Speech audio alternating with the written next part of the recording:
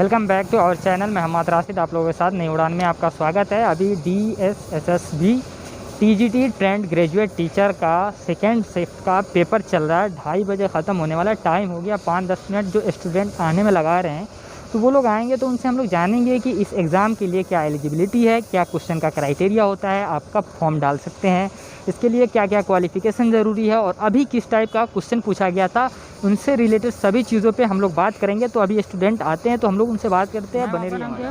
प्रीति जी प्रीति जी, अभी किस चीज़ का पेपर था? TGT natural science. तो नेचुरल साइंस के लिए इसमें बेसिकली किस टाइप के क्वेश्चन पूछे जाते हैं? लेवल 12 से ऊपर नहीं था, मतलब रेयरली कोई क्वेश्चन 12 स्टैंडर्ड से ऊपर के थे। इसके लिए सीटेड क्वालिफाई होना पड़ता है। हाँ जी, आप क्वालिफाई हैं? हाँ जी। टीचिंग कर रहे होंगे कहीं ना कहीं? क्या टीचिंग कर रहे हैं? अभी नहीं कर रही, की है मैंने 1 साल टीचिंग। किस फील्ड में, कौन से क्लास के बच्चों को? मैंने 10th तक मैथ्स की टीचिंग की। आपका ग्रेजुएशन किससे है? BSc जनरल है।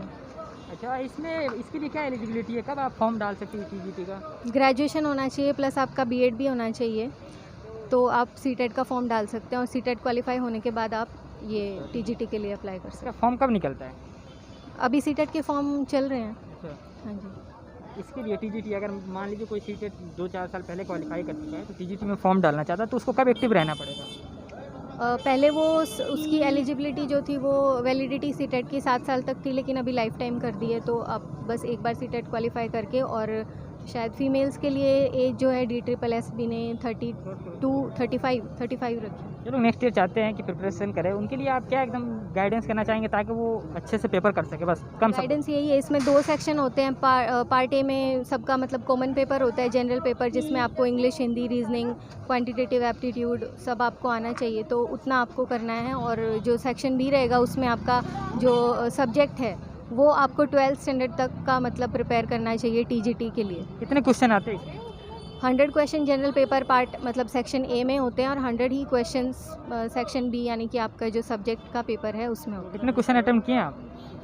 मैंने 132 अटैम्प्ट किए। चलिए, मैं ऐसा करता हूँ, आपका सिलेक्शन होगा। क्या नाम है? ज्योति। किस चीज़ का पेपर था भी यहाँ? ये DSSB का एग्ज़ाम था, TGT नेचुरल साइंस फीमेल का। क्या क्वालिफिकेशन है इसके लिए? इसके लिए B.Ed और CTET क्वालिफाइड होने चाहिए। आपका सीटेट कब क्वालिफाई हुआ? लास्ट ईयर हुआ था। मतलब अभी आपके पास 6 अटेम्प्ट है, मतलब TGT में 6 साल तक फॉर्म डाल। हाँ जी, अभी मेरे पास काफ़ी अटैम्प्ट है, मेरा ही फर्स्ट अटैम्प्ट था। अच्छा, इस फॉर्म को डालने के लिए हमें कहाँ पे अपडेट रहना पड़ता है? TSSB की वेबसाइट पर। अच्छा। हाँ जी, वो सारी उसी पर आएंगे जो भी सिलेबस वगैरह सब उसी पे आता है? हाँ जी, सब उसी। एक्चुअली इसका ना कोई स्पेसिफिक सिलेबस नहीं है, ये आपने जो भी टीचिंग की प्रिपरेशन के लिए जो भी अब तक पढ़ा होगा वो सारा ही आता है। ग्रेजुएशन लेवल भी आता है इसमें, 10th 12th भी आता है, 9th 10th भी आता है, तो लेवल चेंज होता रहता है। इस बार थोड़ा लो लेवल हुआ है, दैट मीन्स 9 10 11 12। जो लोग नेक्स्ट ईयर चाहते हैं कि TGT का फॉर्म डालें, उनको DT साइट पे अपडेट रहना चाहिए, फॉर्म के लिए सीटेट क्वालिफाई होना चाहिए, सारी चीज़ें, लेकिन उनको किन चीज़ों पे फोकस करना चाहिए? उनको फोकस मेनली करना चाहिए कि जो चेंजेस आ रहे हैं एजुकेशन में उसके बेसिस पर क्वेश्चंस होते हैं, प्लस जो TGT पे हमारा जो फोकस है सब्जेक्ट वाइज, उस सब्जेक्ट से रिलेटेड सारी इन्फॉर्मेशन उनको होनी चाहिए। टीचर ट्रेनिंग से संबंधित पेपर है, तो इसमें टीचिंग एप्टीट्यूड वगैरह के भी क्वेश्चन? टीचिंग एप्टीट्यूड का लास्ट सेक्शन होता है, उसमें स्पेशली 10 क्वेश्चंस होते हैं हमारे टीचिंग एप्टीट्यूड से रिलेटेड। तो वो सीटेट का जो टीचिंग एप्टीट्यूड होता है उससे लेवल हाई होता है या लो होता है? हाँ, CTET में बेसिकली हमारी CDP मेंटेन्स होती है, उसमें सारी CDP क्वेश्चंस होते हैं, बट इसमें ओवरऑल होते हैं सारे questions regarding subject psychology, subject pedagogy वो सारे होते हैं इसमें। आपका ग्रेजुएशन किस स्ट्रीम से हुआ है? हाँ, BSc नॉर्मल? BSc ऑनर्स, अच्छा, बॉटनी ऑनर्स। Botany honours. तो अभी सीटेट क्वालिफाई आप लास्ट ईयर किए थे, मतलब कहीं पे पढ़ने पढ़ाने का सिस्टम चल रहा होगा, टीचिंग वगैरह कर रही है? हाँ जी, मैंने वर्किंग की थी 1 साल। 1 साल वर्किंग की थी। किस क्लास के बच्चों को पढ़ाई थी? Up to 8th। चलिए, मैं आशा करता हूँ आपका सिलेक्शन। आकांक्षा गुप्ता। आकांक्षा गुप्ता जी, कहाँ से आई हैं आप? Delhi. I am from Delhi itself. अभी TGT का पेपर है, तो इसके लिए क्या क्वालिफिकेशन? इसके लिए आपके पास साइंस के किसी एक सब्जेक्ट में ग्रेजुएशन प्लस फिज़िक्स या केमिस्ट्री, या अगर आपका केमिस्ट्री में है, suppose if you have done BSc in chemistry, then आपके पास फिज़िक्स या मैथ्स या बायो में से कोई एक सब्जेक्ट ज़रूर होना चाहिए within that 3 years, and CTET must be qualified. B.Ed special होता होगा फिर? And B.Ed, no no no, not for B.Ed special, it's for only B.Ed। अच्छा, ओनली B.Ed। फिर उसके बाद CTET शुड बी क्वालिफाइड। अगर आपका CTET नहीं है तो you are not eligible for this exam. CTET आप कब क्वालिफाई की? हाँ जी, कब क्वालिफाई की थी आप? I've qualified in 2019 itself and also in 2020. तो अभी आपके पास 6 से 7 साल है, टीजीटी का फॉर्म वगैरह डाल सकते हैं, सीटेट फॉर 7 ईयर्स है। श्योर, बट अब तो सीटेट जो है वो अब लाइफ लॉन्ग कर दिया है। लाइफ लॉन्ग कर दिया। हाँ जी। तो आप जब डाली थी उस समय 7 साल था, तो अभी वो 7 साल का रहेगा या आपके लिए लाइफ लॉन्ग हो जाएगा? That I myself not sure about, but I guess अब वो लाइफ टाइम है। अच्छा अच्छा। आप ये सीटेट क्वालिफाई करने से पहले बीएड भी की होंगी, फिर सीएट क्वालिफाई की होंगी, तो आप टीचिंग वगैरह कहीं पे कर रही हैं? Yes, I am working as a guest teacher, PGT chemistry, and SKV number 1 Gandhinagar. अच्छा अच्छा। जो लोग नेक्स्ट ईयर चाहते हैं इसका फॉर्म डालें, उनके लिए आपका क्या गाइडेंस होगा कम शब्दों में, ताकि वो ना पेपर को अच्छे से सॉल्व करके आ सके? नंबर 1 टाइम मैनेजमेंट, जो मुझे आज कितने घंटा टाइम होता है? 2 hours।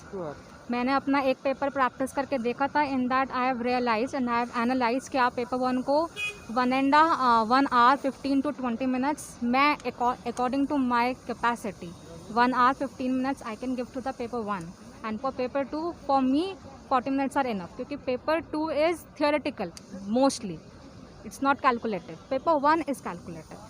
तो आई कैन गिव, बच्चों का माइंडसेट ये होता है कि they should give equal time to the both papers, but this is not the case. First वाला जो पेपर होता है उसमें लॉजिकल है, मैथ्स है, हिंदी, इंग्लिश एंड जीके। मुझे पता है माई जीके इज़ पुअर, तो आई हैव एनालाइज कि मेरा जीके 3 मिनट में हो जाएगा, जो कि आज हुआ भी।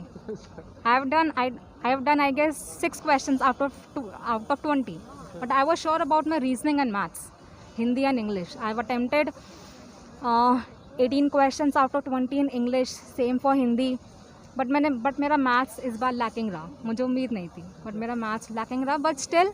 और अब it was I guess almost 1 hour 20 minutes, और मैं मैथ्स पर थी। मैं इतनी हड़बड़ाई भी, वो मुझसे लास्ट के 4 क्वेश्चन हुए ही नहीं, तो आई जस्ट स्किप्ड इट। कितने अटेम्प्ट किए थे आप? आई हैव अटेम्प्टेड ऑलमोस्ट 164 कितना questions। कट ऑफ जाता है इसका, कुछ idea? Last year the cut off was 103.5 for general. Selection process क्या है कट ऑफ के बाद में? लिस्ट आ जाता है उसके बाद? लिस्ट आएगा, उसके बाद वो आपका they will shortlist the candidate, they will ask you to upload the documents, फिर उसके बाद आपका मेडिकल भी होगा, डॉक्यूमेंट वेरिफिकेशन होगा, then you will be shortlisted once again. Interview? There is no interview, no interview. चलिए, मैं आशा करता हूँ आपका सिलेक्शन हो जाए। Thank you so much and I am hoping the same.